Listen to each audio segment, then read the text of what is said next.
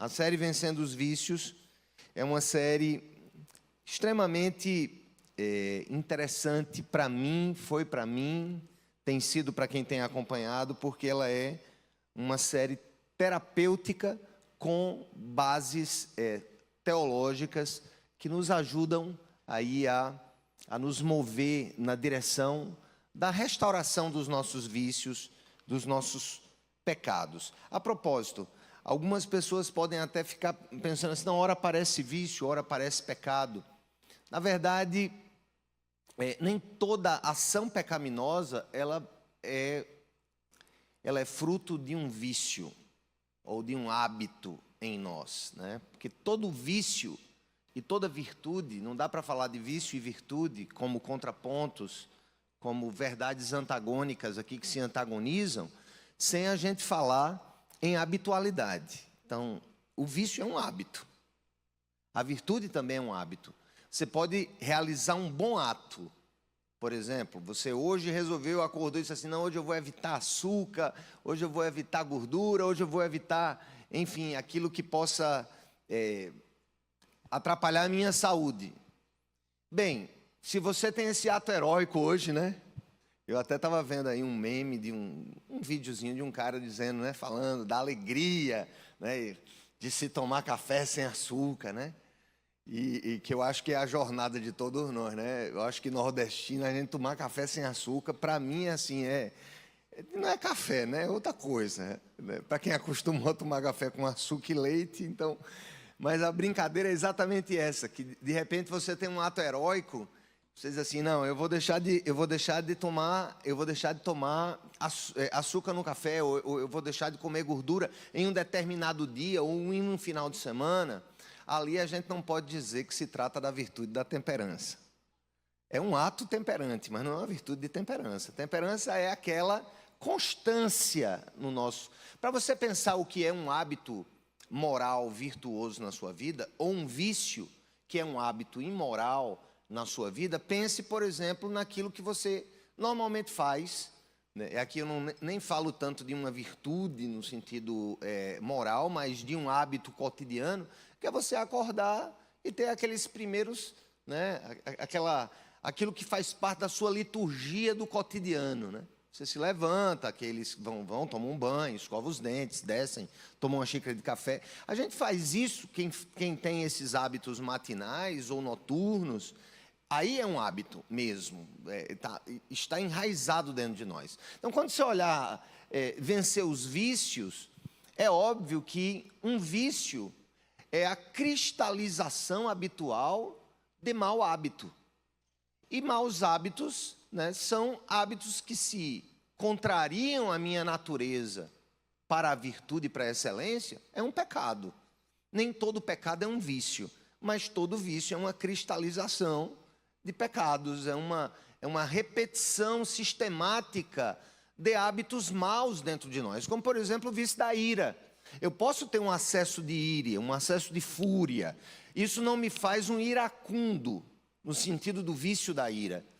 Para que eu seja, o vício da ira é uma constante. O vício, por exemplo, da lascívia, que leva a atos pornográficos, é uma coisa cristalizada. Passa a ser parte da nossa consistência moral. Mas é claro que é por darmos vazão, espaço ao erro, ao pecado, que nós acabamos nos tornando viciados. E aí a gente falou daqueles 7 vícios maiores, chamados capitais ou cabeças, né, de onde fluem outros vícios, como a ira, a inveja, a vanglória, a gula, e todos aqueles que nós tratamos. Então, ano passado a gente falou de virtude, de uma maneira mais, digamos, mais profunda. Esse ano, no início do ano, a gente falou sobre vícios. E aqui a gente está em um programa bíblico, terapêutico por natureza, porque Bíblia é terapia, a palavra de Deus é terapêutica, ela cura. Salvação, restauração, tem um sentido de cura mesmo.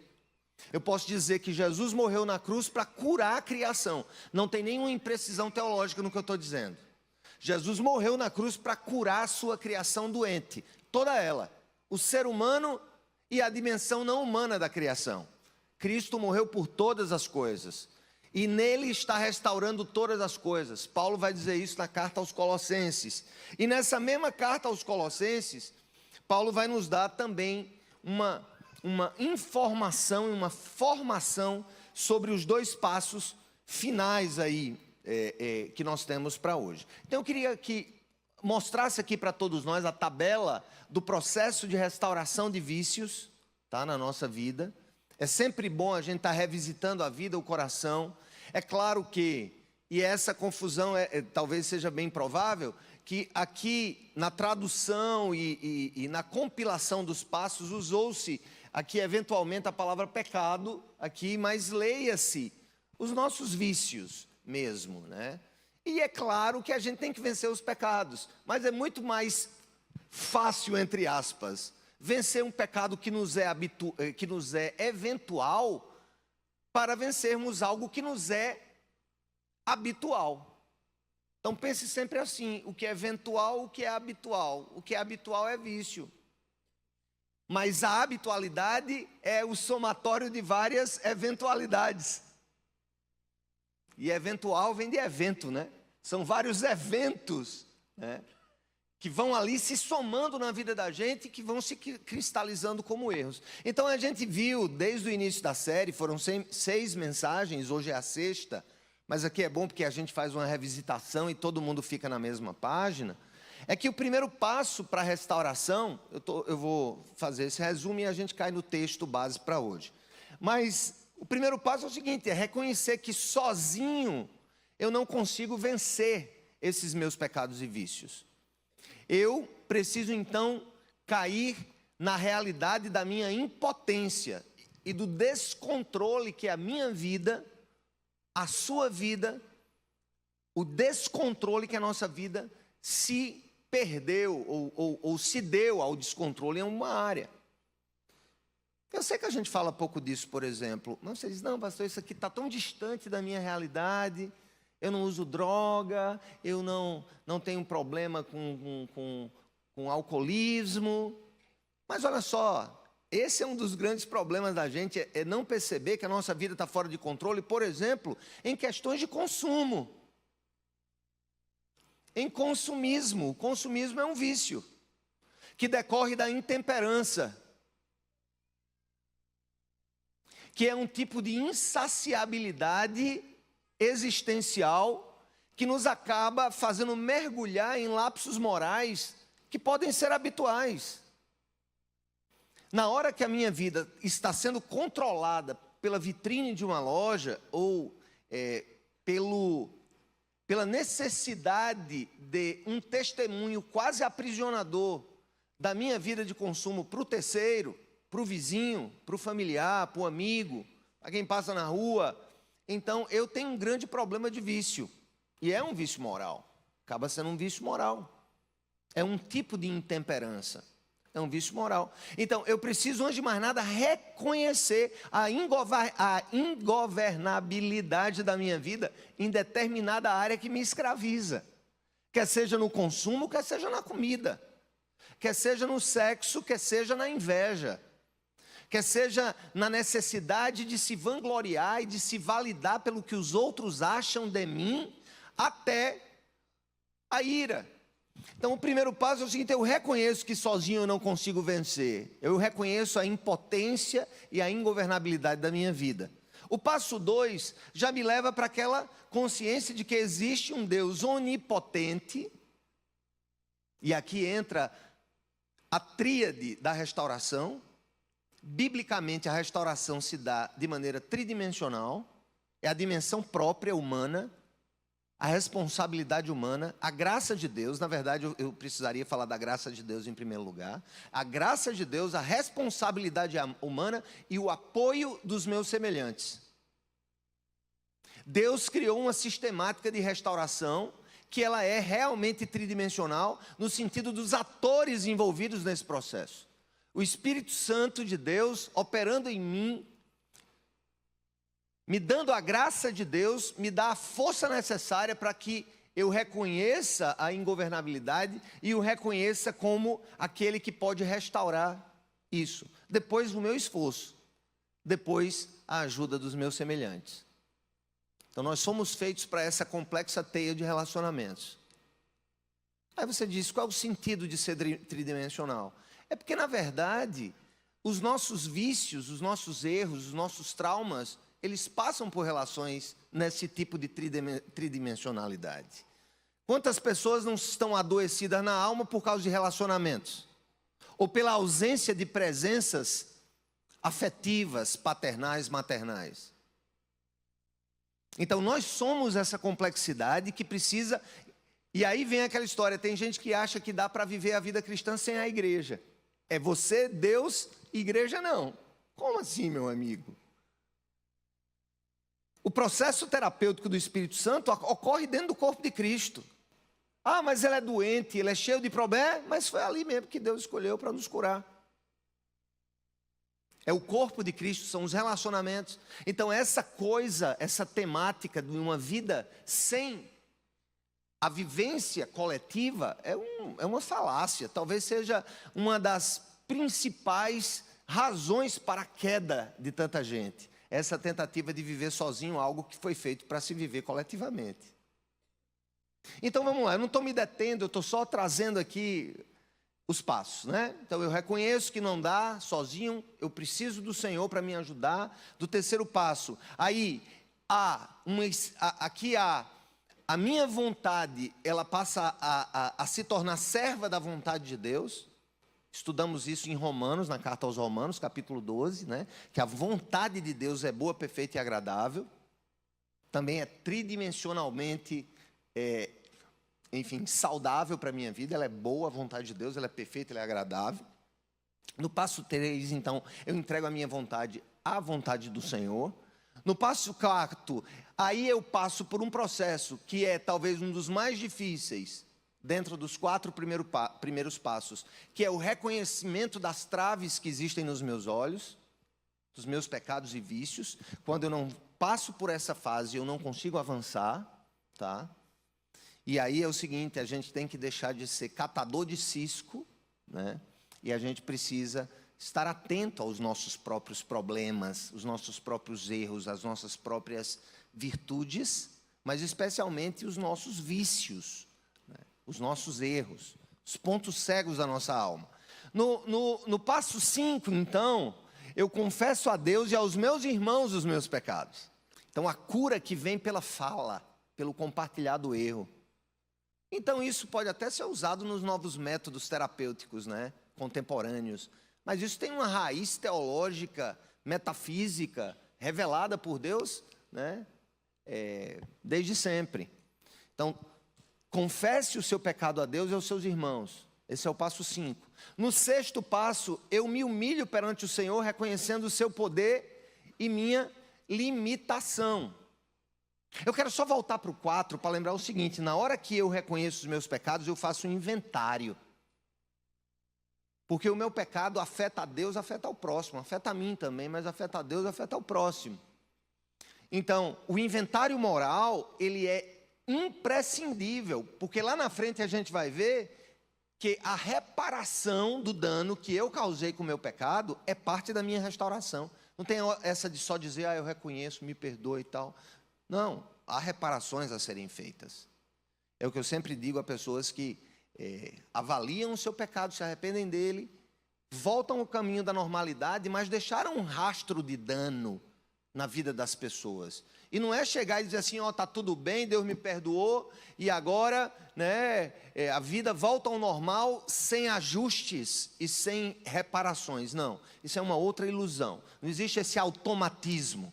Zaqueu, quando viu Jesus, quando desceu da árvore para se encontrar com Jesus, ele prontamente disse que queria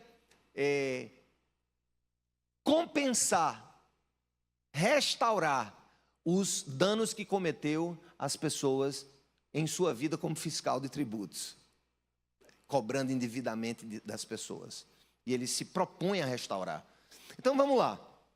O passo 4 eu reconheço, é o inventário. No 5 eu confesso. No sexto, eu me humilho perante o Senhor, reconhecendo o quão difícil é esse processo. É um convite a gente chorar diante dos nossos erros. Chorar, nos humilharmos diante de Deus ao vermos quem nós somos. Isso aqui é imprescindível em um processo de restauração. Se você quer maquiar quem você é, tentando trazer aquela ideia, né, de um ser irresponsável, no sentido de que não tem responsabilidade por tudo o que aconteceu, é sempre vítima dos outros, é sempre vítima da sua história, aí você não vai avançar. No sétimo, a gente estudou sobre o desejo que eu tenho, então, a partir desse momento, dessa luta, de reconhecer a dificuldade de tudo isso, eu preciso, então, empreender um ato responsável e ativo de luta. Lutar contra os meus pecados ativamente, diariamente, cotidianamente, habitualmente. No passo 8, a gente viu que deve analisar todos os prejuízos que o pecado causou. É aqui, ó.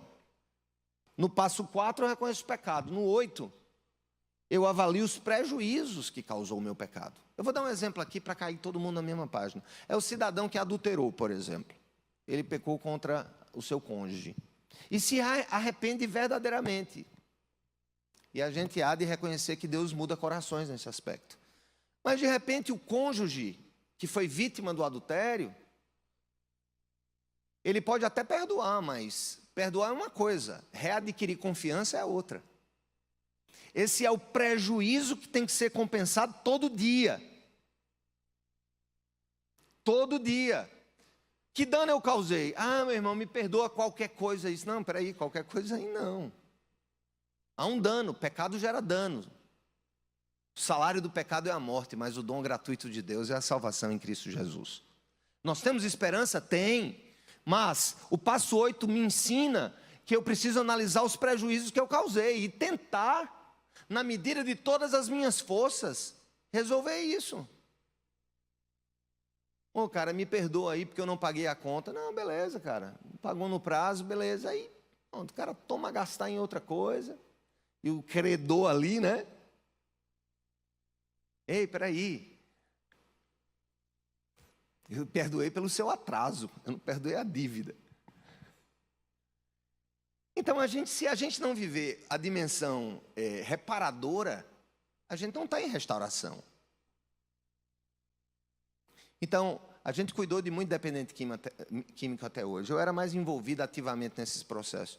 Mas eu via gente assim, disse, não, estou aqui, deixei a droga, estou bem, tal. Ei, peraí,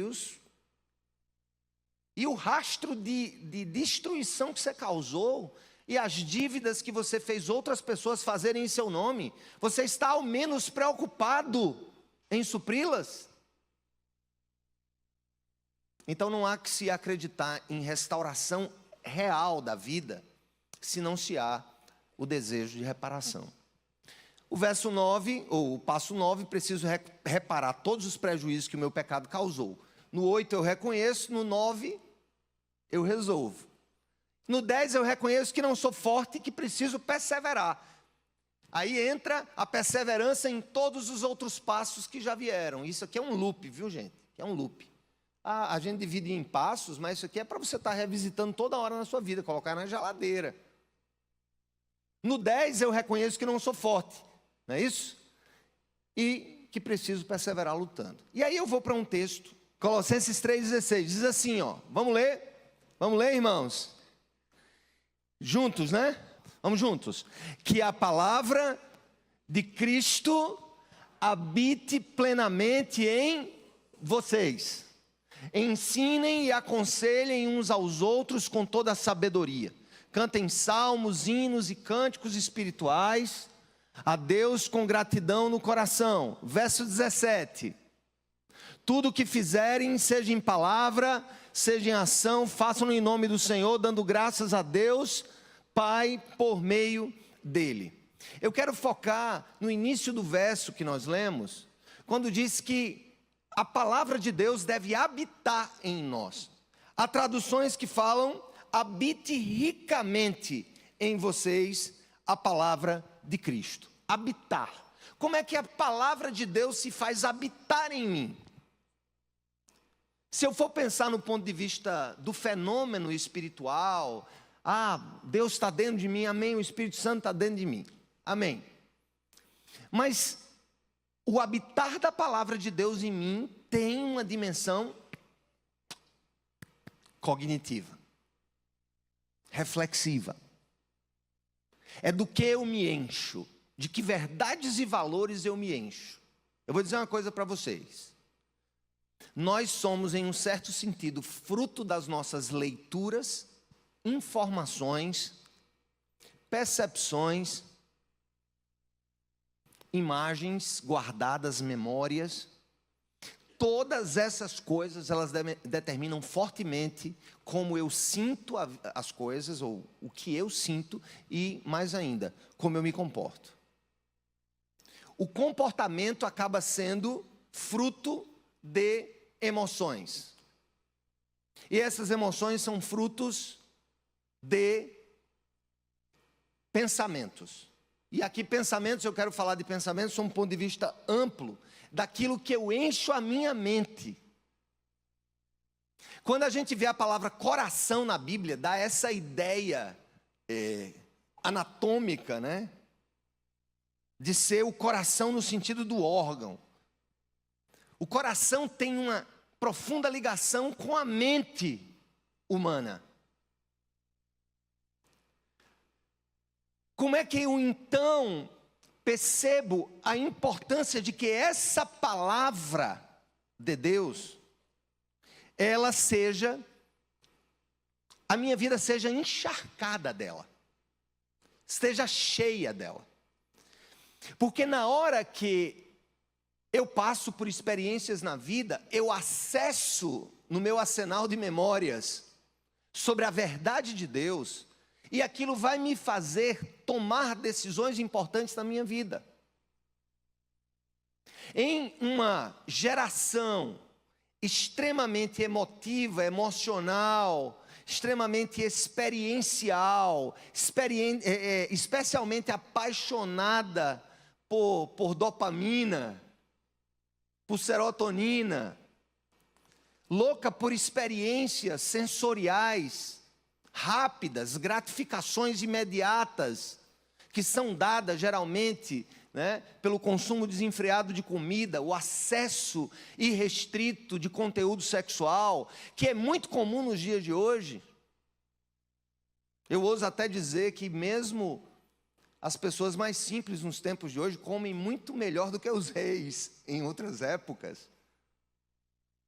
Eu sei que tudo isso tem a ver com comparações, mas hoje nós temos um arsenal de influxos prazerosos pelos olhos, no que comemos, no que vemos e tudo mais. Então, na hora que eu estou vivendo essa realidade que me leva, muitas vezes, a vícios, eu preciso partir exatamente desse pressuposto bíblico, de que eu só vencerei o pecado se eu permanecer firme no Senhor e nas disciplinas espirituais. A minha firmeza depende de disciplinas, mas que disciplinas espirituais? Quais são as disciplinas espirituais clássicas? Uma delas, e certamente a principal, é a leitura da palavra de Deus. É deixar-se envolver pela palavra de Deus. É ouvir a palavra de Deus. É ler a palavra de Deus. É meditar na palavra de Deus. Porque tudo que eu vou escutando, gente, se eu passo o dia, né, ouvindo sobre imoralidade, sobre safadeza, sobre desonestidade, sobre conspirações, sobre adultérios, sobre a alegria da pessoa que diz que adulterou e não sei o quê, e sobre uso de droga, e sobre, enfim, digamos, os deuses da riqueza na minha vida. Se eu só escuto isso toda hora, se eu me alimento disso, eu certamente sou uma presa muito fácil para eventualidades, para atos eventuais que se tornarão, né, hábitos ou escolhas habituais da vida. Preste atenção no que eu estou dizendo. Nós somos profundamente o que enchemos a nossa mente e o nosso coração.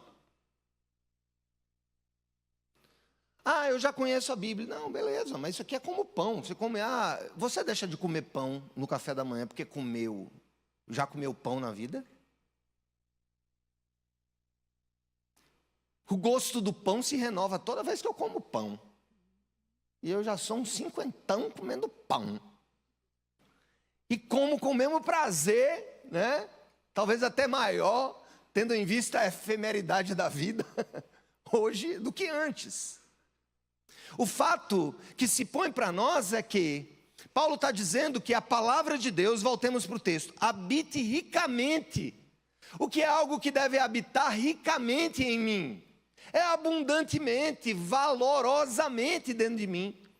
Então, eu tenho que acessar esse texto, ouvindo, praticando, meditando, lendo de novo, ouvindo de novo a mesma coisa e me alimentando daquilo que vai gerar como subproduto disso na minha vida, pensamentos ajustados. Na hora do medo, eu, por exemplo, me lembro, não, o Senhor é meu pastor, nada me faltará. Na hora das tentações relacionadas à intemperança no comer, eu ouso clamar sobre mim, nem só de pão vive o homem, mas de toda palavra que procede da boca de Deus. Como Jesus fez depois de 40 dias ali, vivendo um jejum. A palavra de Deus que precisa habitar em mim é a primeira disciplina espiritual que eu preciso ter. Eu leio, eu medito, e aí, gente, eu oro diferente. Você já ouviu falar na chamada leitura orante? Uma prática comum dos mosteiros, da vida cristã clássica. É você orar a palavra de Deus, é você ler orando na palavra de Deus. Ora, gente, eu sei que o Espírito Santo me direciona quando eu não sei o que pedir, quando eu não sei como orar. Aqui eu vejo o texto como algo mais relacionado às decisões da vida e os momentos que eu não compreendo. Mas nós somos ajudados pela palavra de Deus. A palavra de Deus é a fonte mais inamovível de aprendizado, de ajustamento. Eu falei duas coisas hoje de manhã que eu vou refrasear para tentar ajudar aqui na compreensão. Uma das coisas que eu falei é sobre o quanto, vamos lá, hoje nós vivemos uma sociedade, digamos, emocional, emotiva, terapêutica. Nós temos várias maneiras de buscar o alívio da dor, do sofrimento, não só através de remédios de última geração, mas de terapias e tudo mais. Mas olhem só, quem é psicólogo aqui? Tem psicólogo aqui? Levanta a mão. Um ali, dois, tem mais alguém? Três, tem mais algum? 4, 5, tem mais algum psicólogo aqui?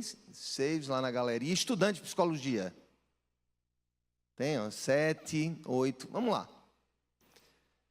Hoje nós temos no mercado terapêutico, posso assim dizer, ou na mercado entendido no sentido de oportunidades terapêuticas, nós temos várias abordagens terapêuticas hoje que podem ser utilizadas no tratamento, no alívio da dor psíquica, no alívio das dores emocionais, né, no reajustamento emocional de alguém.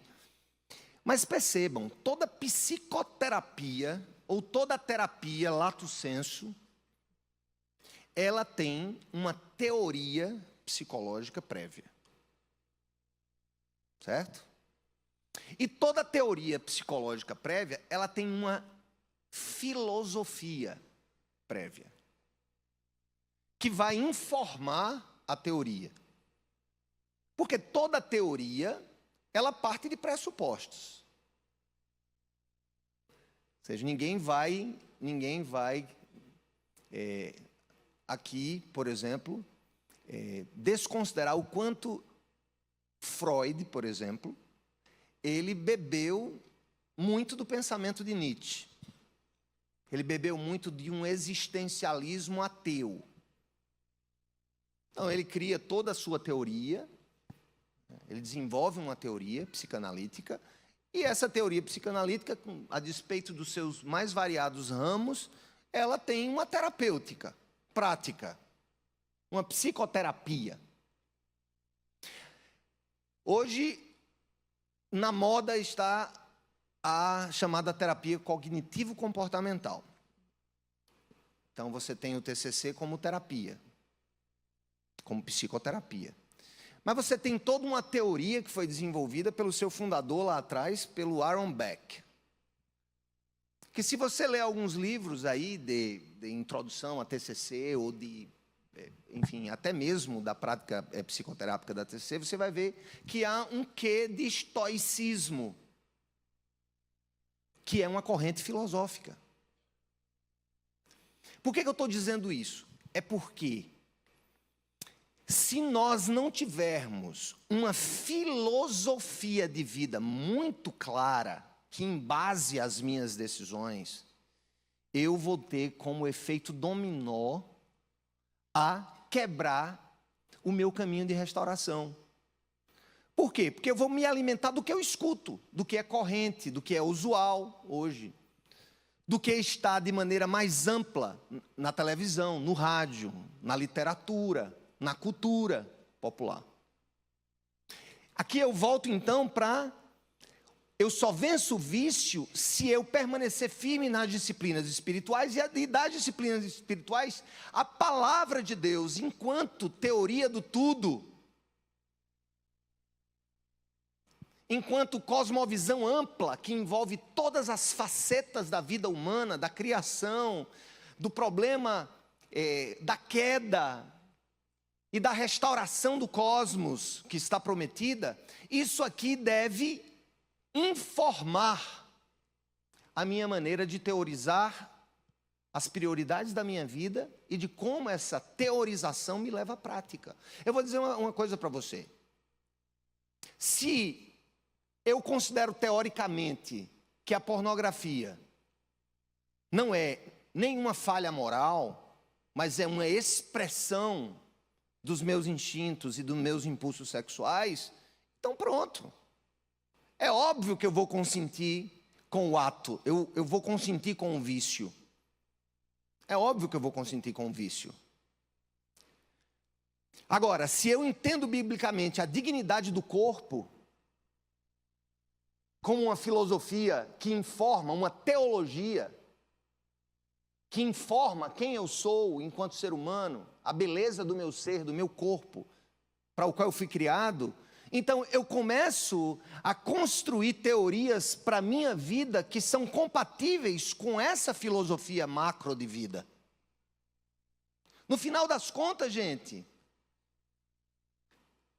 o diabo, ele é vencido exatamente com o coração dessa teoria, dessa filosofia de vida, que informa a felicidade humana. Como é que Jesus venceu Satanás? Vamos lá, vamos lá. Ele venceu com o quê? Quem lembra? Ele venceu com a palavra ou ele venceu com a fórmula mágica? Está repreendido em meu nome, Satanás. Como é que Jesus venceu Satanás? Pela palavra, em 3 momentos. Uma tentação, a primeira delas foi uma tentação, sabe de quê? Foi uma tentação de gula. Ele queria que Jesus saísse do jejum. Ah, por que você não manda transformar essas pedras em pão para você comer? Ele disse, está escrito, nem só de pão vive o homem, mas de toda palavra que procede da boca do Senhor. Ah, então faz o seguinte, pula daqui, que a palavra diz que o Senhor enviará os seus anjos para que tu não tropeces em pedra alguma. Ele diz, mas também está escrito, não tentarás o Senhor teu Deus. Aí ele tentou de novo, agora é uma tentação de vanglória. Olha aqui, ó, o mundo todo, os reinos do mundo eu vou te dar. Tudo isso vai ser seu. E Jesus disse, está escrito, só ao Senhor adorarás e só a Ele prestarás culto. Se a filosofia responde às questões últimas da minha vida, quem eu sou, quem é Deus, para onde eu vou, qual é a minha missão, qual é o sentido da minha vida, se isso vai sendo informado a partir das Escrituras, e se a palavra de Deus vai entrando dentro de mim, eu começo a ter a graça do céu para vencer aquilo que me escraviza. Eu só vencerei o pecado se eu permanecer firme no Senhor, nas disciplinas espirituais. Leitura da palavra é uma delas, a primeira, fundamental, leitura meditativa, leitura orante da palavra de Deus. Não deixar ela escapar da nossa vida. O ano passado eu li mais uma vez com Samara aquela leitura de 365 dias. A gente sempre aproveitava para partilhar o que aprendeu do Senhor naquele dia. Aí esse ano eu disse, não, eu li 365, agora eu vou pegar um aplicativo de celular, aplicativo nada, acabei me perdendo no meio do negócio. Eu estou cada vez mais consciente, gente, que para a gente ler a Bíblia, a gente tem que trancar o celular numa gaveta e pegar uma Bíblia de papel. Eu quero incentivar você a trazer a Bíblia de papel para a igreja, porque na hora que o cabo olha a Bíblia, olha o WhatsApp. Aí olha a Bíblia, olha o Instagram. Olha a Bíblia, tem um pop-up ali que aparece de um negócio. Já percebeu? Quantas distrações nós vivemos nos dias de hoje? Não é à toa que a gente é presa fácil. Como é que uma ovelha cai na boca do lobo? Uma das grandes falhas de uma ovelha para cair na boca do lobo é a distração. Que a bichinha corre também. Corre bem. É quando ela sai do bando, ela sai do grupo, ela é isolada por esse instinto, né, do individualismo liberal. Não, eu vou guiar a minha vida, não preciso de ninguém, não preciso de igreja. Você que está em casa, quero dizer uma coisa para você, cuidado. Eu sei que isso aí é bom quando a gente está viajando, está doente, mas não faça da internet, você está me assistindo, a sua igreja. Você tem que ter uma igreja. Sentir cheiro de sovaco. Não só cheiro, catinga de sovaco também. Na verdade, esse passo é imprescindível. Eu não tenho como vencer o pecado se eu não permanecer firme nas disciplinas espirituais. E eu falava de oração, eu falava dessa história da repreensão do diabo. Atribui-se a Tomás de Aquino, eu não encontrei ainda onde, a fonte, talvez seja uma paráfrase. O grande doutor da igreja, o doutor Angélico, ele teria dito que quando eu sou temperante, a gente tem 3 inimigos, isso está na Bíblia, eu tenho que vencer 3. Você quer saber? E nenhum deles é um partido político. Você tem 3 inimigos para vencer, e eu também, e eles são iguais. O primeiro deles é a carne, é a minha dimensão caída. Ela por si só já é capaz de destruir o mundo, mesmo o diabo estando de férias. Você, a carne, a sua carne. O outro inimigo é o mundo. A Bíblia fala que o mundo é um outro inimigo. O mundo é o sistema caído, desordenado, que está ao nosso redor, que não está dentro de nós, mas está ao nosso redor. É o mundo. Não é de se admirar que alguém que possa ser santo, que busque a santidade, que busque uma vida de plenitude com Deus, ele é também vítima de um sistema mundano que é iníquo. Que mata, que condena, que mente, mesmo que você seja alguém que tem vencido, tem conseguido, lutado para vencer você mesmo, a sua própria carne. E o outro inimigo é o diabo, personificado. Então, a carne e o mundo do diabo. São Tomás teria dito que a carne eu venço com a temperança. Uma pessoa temperante, que se coordena, que gerencia seus prazeres, que tem domínio sobre o prazer. Não é que o prazer seja descartado, mas ele é escravo. O prazer passa a ser escravo da reflexão, da racionalidade. Esse vence a carne. É quando eu faço essas escolhas, especialmente cotidianas. Não devo comer isso, ou eu devo comer menos, ou eu devo comer mais, ou eu devo comer melhor, ou eu devo fechar as telas, eu preciso ter um companheiro de prestação de contas para o meu uso de telas, especialmente pelos meus deslizes, né? Relacionados ao que eu vejo, o que eu deixo de ver. Uma pessoa temperante, ela vence a carne. Uma pessoa corajosa, como os mártires da igreja, né? Ela vence o mundo. Os mártires da igreja, diante da desordem do mundo, que foram obrigados a adorar o rei, e eles disseram que só Jesus era Senhor, eles morreram por causa da sua convicção corajosa diante do mundo. Então, o temperante vence a carne, o corajoso vence o mundo. Mas só aquele que é prudente e justo, no uso da verdade, só esse vence o diabo. Preste atenção. Preste atenção. Aí de manhã eu usei um exemplo dizendo assim, não adianta você vir com esse negocinho de repreender Satanás. Te repreendo em nome de Jesus. Se essa repreensão, ela não estiver carregada de verdades que você internalizou para a sua vida. Então o passo 11 é essencial, porque ele é o exercício, é a disciplina, assim como tem a disciplina militar, assim como tem a disciplina esportiva, a disciplina espiritual é exatamente esse exercício cotidiano das nossas faculdades mais superiores, a partir das verdades que informam a minha filosofia de vida, porque ela vai determinar aquilo que eu consinto como teoria para a minha existência e, consequentemente, como praxis dessa teoria a partir das minhas escolhas. Voltando aqui à sequência da psicoterapia. Eu tenho uma abordagem psicoterápica informada por uma teoria psicológica, informada por uma filosofia subjacente. Qual é a nossa filosofia de existência? Quais são as grandes verdades que nós consideramos como últimas, como inabaláveis sobre quem nós somos enquanto pessoa? Vamos lá, eu vou dar um exemplo sobre a questão do aborto. E aqui sem considerar todas as questões do direito, da jurisprudência, mas vamos lá. Alguém pode dizer assim, mas peraí, por que essa insistência relacionada a um bebê, a um feto ali de uma semana? Ou seja, para o cristianismo, a vida começa na concepção. Isso aqui é uma verdade filosófica no campo da antropologia.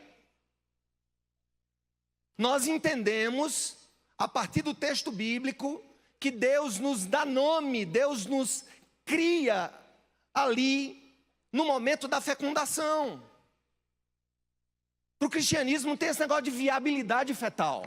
Isso é uma discussão do direito, isso é uma discussão relacionada à ciência da dor, o que deve fazer, o que não deve fazer. Sob o ponto de vista cristão, essa valoração que nós damos ao feto não é uma insistência e não tem nada a ver de ser contra a mulher ou contra quem quer que seja. É a favor de uma verdade que diz que o ser humano, a vida humana é digna a partir da concepção. Interessantemente, essa filosofia, ela informou teorias jurídicas sobre o ser humano na história. Essas teorias mudaram porque mudou-se o paradigma filosófico subjacente, de se entender a vida humana apenas como um conglomerado celular. Então, se eu entendo, sob o ponto de vista naturalista, que o ser humano, isso é uma filosofia, é apenas ali um conglomerado de células e que ele só tem viabilidade a partir de tantas semanas, então, se eu derrubo, ou eu transfiro, ou eu incorporo uma nova filosofia antropológica, aquilo vai desencadear em teorias médicas, jurídicas, sociológicas, que vai gerar uma praxis relacionada a essa vida, que para nós tem valor a partir da concepção. A minha intenção na pregação de hoje é mostrar para vocês a complexidade da nossa responsabilidade enquanto seres humanos, a partir das filosofias que determinam o curso da nossa vida. Vocês estão entendendo, irmãos, mais ou menos? Então, a palavra de Deus, habitando em mim, ela vai formatar a minha visão de mundo. O que eu penso sobre o ser humano, o que eu penso sobre o que é certo, o que é errado, o que eu penso sobre o outro, o que eu penso sobre, enfim, a dignidade humana. Passando e encerrando, né?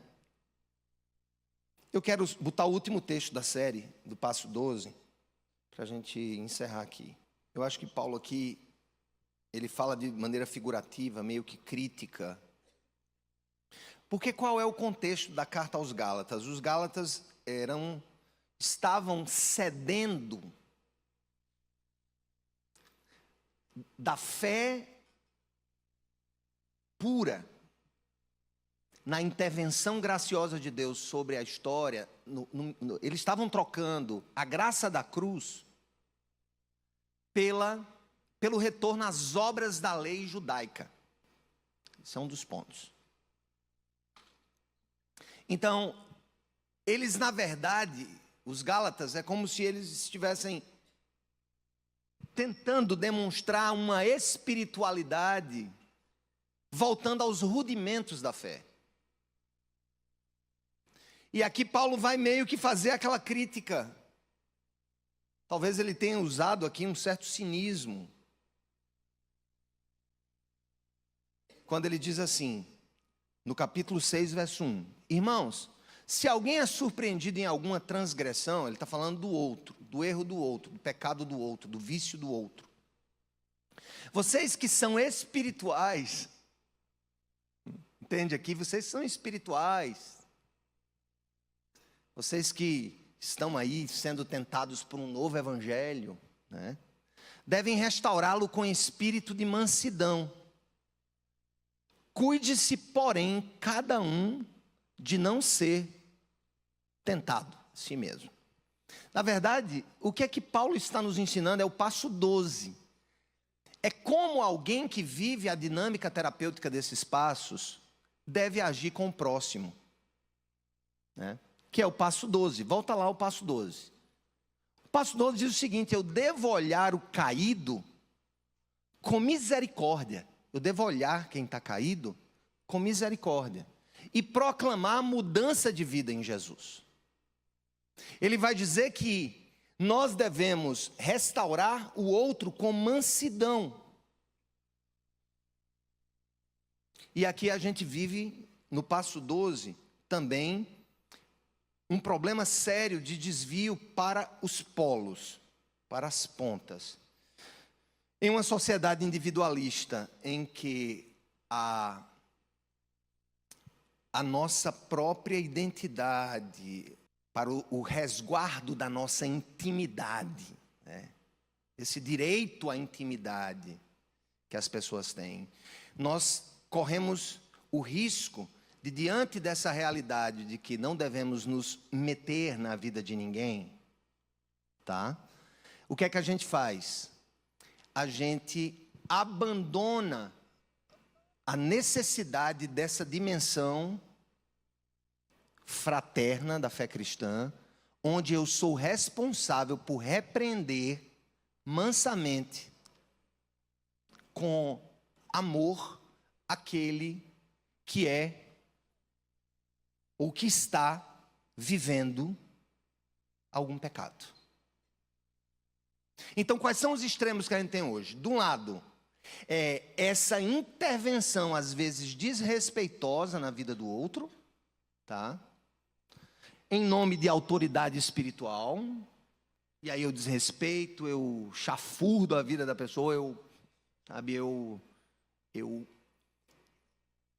meio que domino a vida da pessoa, eu meto medo na pessoa. Isso acontece muito, isso é abuso espiritual. Quero dizer a você, não se deixe viver em abuso espiritual. E eu vou dizer algumas expressões contemporâneas de abuso espiritual. Ah, meu pastor não deixa eu visitar outra igreja. Abuso espiritual. Travestido de zelo. Nunca fiz, não faço e nunca farei, porque eu não sou dono de ninguém. Isso é abuso espiritual. É abuso espiritual O cara está tendo que perguntar a discipulador, a quem quer que seja, se pode viajar, se vai para tal canto. Você tem que fazer isso, você tem que fazer aquilo. Isso é abuso espiritual. É o outro extremo. Então, se de um lado o extremo, sabe, desse quase endeusamento da privacidade do outro, eu deixo de intervir amorosamente, de maneira cristã, sobre a vida de quem está em pecado, esse é um extremo. É em nome do endeusamento desse personalíssimo senso de privacidade. Não posso me meter a vida dele, a vida minha. Não, nós fomos chamados mesmo para se misturar com a vida dos outros. A não ser que a gente queira destruir um dos pilares fundamentais do cristianismo, que é a alteridade. É a vida coletiva. É a construção que se faz a caminho, né? E o outro extremo é o quê? É o abuso. É o abuso sobre a vida de alguém. Nós somos convidados, gente, a um movimento consciente, tá? Que diz o seguinte: se alguém, Gálatas 6:1, for surpreendido em algum pecado, vocês que são espirituais deverão restaurá-lo de que jeito? Com mansidão. Mas deve restaurá-lo. Deve chegar junto. Deve ir para cima. Agora, sempre com aquele senso, observe, gente. Vocês perceberam uma coisa aqui? Vocês perceberam que 11 passos têm a ver com você e só no 12º lhe é dada a missão de ajudar o próximo e de se meter na vida do outro? Ou seja, faça a lição de casa. Tem gente que gosta de pular para o 12. Minha vida é o número 12. Eu só chego mansamente para tirar o cabo do lamaçal, da bagaceira. Não. Se tire da bagaceira. Se veja, se meça. Não seja generoso com si mesmo. Seja generoso com o outro. Na verdade, essa história do cisco e da trave é como se o Senhor estivesse dizendo assim: não seja generoso com você mesmo. Tire a trave rápido. Dolorosamente tire.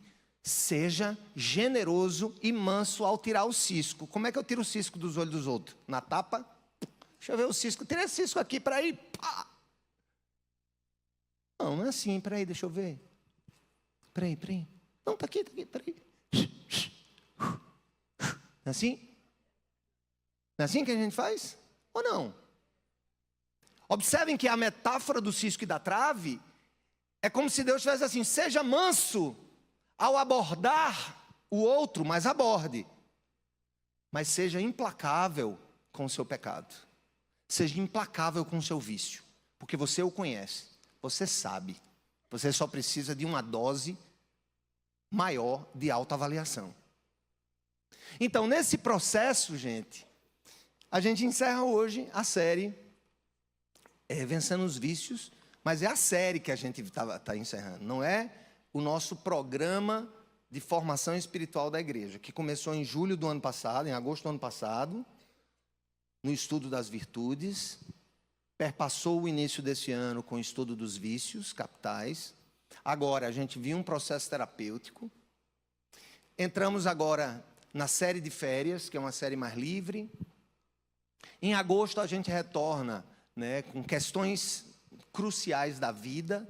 A partir aí a gente vai voltar a fazer uma ou duas séries com exposição de cartas bíblicas, para que a gente tenha uma base teológica profunda. Segundo semestre nós vamos aplicar uma pesquisa na comunidade, porque a gente tem indícios, e esses indícios eles não são só da Cidade Viva, eles são indícios do mundo inteiro, que a sociedade está apodrecendo em algumas áreas terríveis, dentre elas o consumo de conteúdo pornográfico. E o quanto isso, a gente vai trazer isso, a gente quer pesquisar de maneira muito séria, porque o objetivo nesse processo é nos levar à santidade, é nos fazer caminhar mais perto de Jesus, para perto de Jesus, e não dá para ir para perto de Jesus cultivando vícios. Nós temos que, pelo menos, entrar em uma lógica de luta contra eles. Se você já depôs as armas, se você já nem se preocupa mais em lutar contra aquilo que te desumaniza, e a pornografia desumaniza, ainda não é matéria de política pública, mas espero que, em breve, certamente por uma necessidade social, se tornará. Pornografia tem gerado danos sociais incomensuráveis na área de produtividade do trabalho, na área de aumento de abuso de crianças, de violência contra a mulher e de tantas outras mazelas que ainda não estão sendo tratadas pela ciência, em forma de políticas públicas, porque ainda parece que não se chegou a um despertamento sobre esse mal interno. Não precisa de bomba, não. Não precisa nem de bomba. Não precisa nem de invasão estrangeira. A invasão é midiática. Ela penetra dentro de nós, né, com doses dopaminérgicas assim, profundas, de gratificações imediatas, que a pornografia vai gerando e vai crescendo até se tornar hardcore, até se tornar algo assim inominável. Mas, irmãos, eu falo isso para a igreja porque vocês sabem que nós sempre desenvolvemos aqui uma cultura de verdade, de transparência, de nos colocar no meio do problema. O problema não está sentado e eu sou a solução que está em pé. Não, nós somos o problema e nós vamos biblicamente buscar as soluções, porque nós acreditamos no poder do Espírito Santo sobre a igreja, que salva, que cura, que liberta, que devolve a sanidade daqueles que se perderam em si mesmos, nos labirintos das próprias escolhas. Então, a gente se despede da série, mas não se despede do projeto. A série é parte do projeto mais amplo de santificação da igreja, de formação espiritual dessa geração. Então, que o Senhor nos abençoe, nos guarde e nos ajude a vencer.